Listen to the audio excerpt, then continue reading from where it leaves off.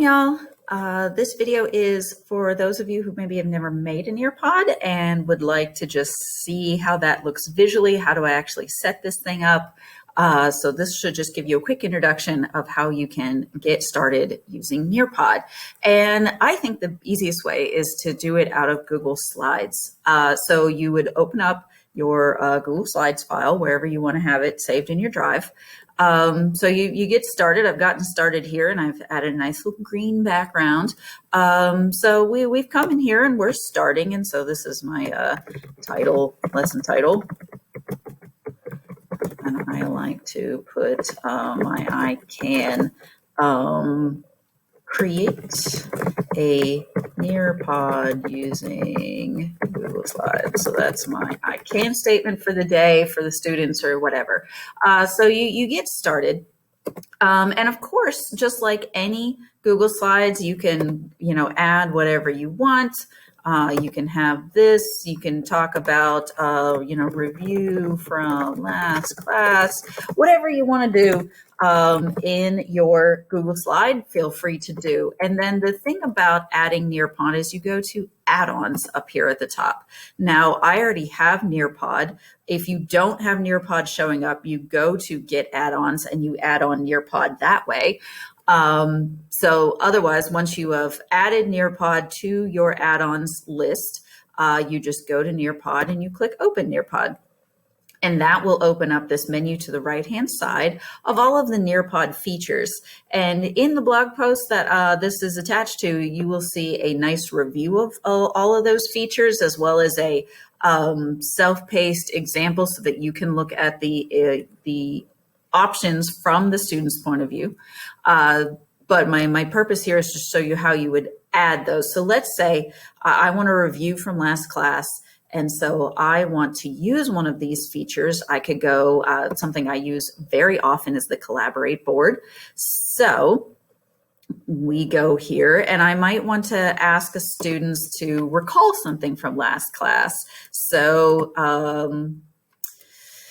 explain one characteristic of, whatever it is that you want to do.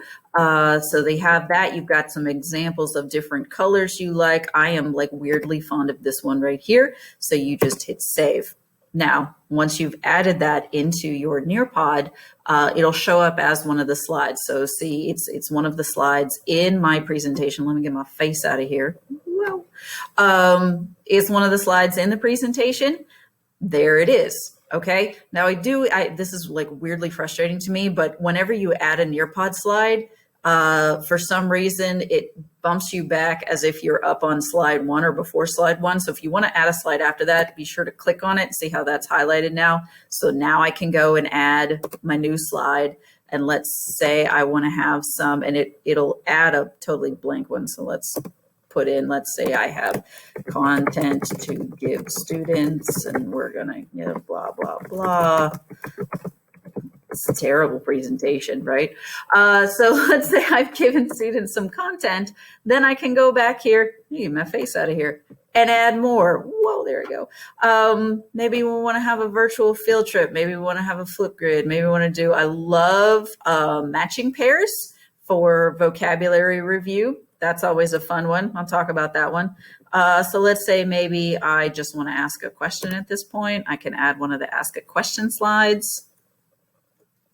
And there, and I type my question. My face is always in the way. So enter my question here. Why does Jefferson not like Hamilton? That is a terrible example. Because he's trying to abuse the powers of the Constitution, according to Jefferson, but not if you're Alexander Hamilton. Why am I moving my face around? Leave me there. Okay, so you see, you start adding. So you can integrate both regular slides out of Google Slides. You can integrate these options from Nearpod. Once you are done, once you've made the entire thing, what you need to go is over here where it says Save and Go to Nearpod. And then we're going to end up on another screen that hopefully So you end up on this other screen where you will go to your Nearpod account. Notice that I already have some things. And it's saving it there for you, right? So this is what actually turns it into the Nearpod. So you aren't going to share the Google Slides with your students for them to look at it. You can later if like you want to, okay, somebody needs this, just the information on it. You can share it as a Google Slides file, but they won't be able to do the interactive Nearpod thing. So for the in-class part, you have to go over to Nearpod. Now, the nice thing is you can create folders to start saving these in. Like this Articles of Confederation actually should be in my APUSH folder. I can drag and drop it.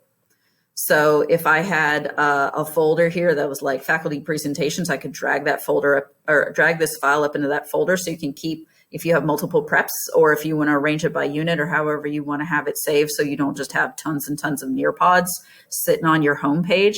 So now it's saved into Nearpod. Now, if you want to go back to it, let's say I make this on a Friday and I want to use it on a Monday. I could just, I don't go to my Google Slides. I go to my Nearpod account. So I would go to nearpod.com and log in. And then I'd go to my Nearpod that I want to use. And I can either choose a live participation or I can choose student pace. So if you want to be in control as the teacher, you click live participation. And what it does is it gives you a code to give to your students. So this is the code you would give to your students. They go to Nearpod, they type in this code, and then they are able to access your Nearpod, right? So then you, as the teacher, have control over what is on their screen. So as long as they've logged into that Nearpod, you have control. You're clicking through. So this collaborate board, this is nice, especially if you don't necessarily trust the students in your class. Maybe they really like to be funny and add like things that aren't appropriate. It says the collaborate board, would you like to approve student comments? And you can say yes or no. And then as students are typing it in, they'll start popping up here and everybody will be able to see each other's answers. So that's really nice about the collaborate board. So you go through and do that. And then you can end the session, which would kick everybody out.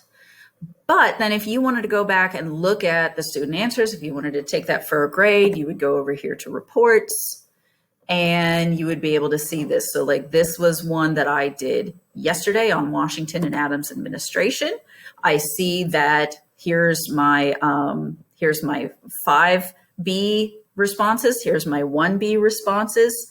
So I can go in and I can look at what happened. Right, so this is kind of oh, I don't want my lights. Here's what we did. So I could see student responses at that point, and I could actually download and see everything. So here's the kids. Here's how much they actually did. So notice one of my students didn't do the Nearpod as we were doing it. Here's the collaborate boards. We didn't actually get to this open-ended question. We did get to the open-ended question. There they all are. So there's all my kids' answers to the open-ended question. So that's really nice. I can go in and I can maybe, check for understanding. I can go in and put it as a grade. Here's our collaborate board. Here's what that looks like. Here was all of their information about, notice we were talking about Hamilton and Jefferson, which is why they're on my mind right now. So there's how you would use the Nearpod from the Nearpod side. Let me now get all the way out of that. So you design in Classroom and then you go to Nearpod to actually access it. So I'm going to go over to Nearpod. This is what it looks like when you log in. You don't have to sign up because the school has already signed us up. So you just go straight to log in. And you'll have to log in with your Google account, but then that'll bring you back to here. So I hope you found that a valuable look at how exactly to do a Nearpod, and feel free to continue reading for some information about all those different features.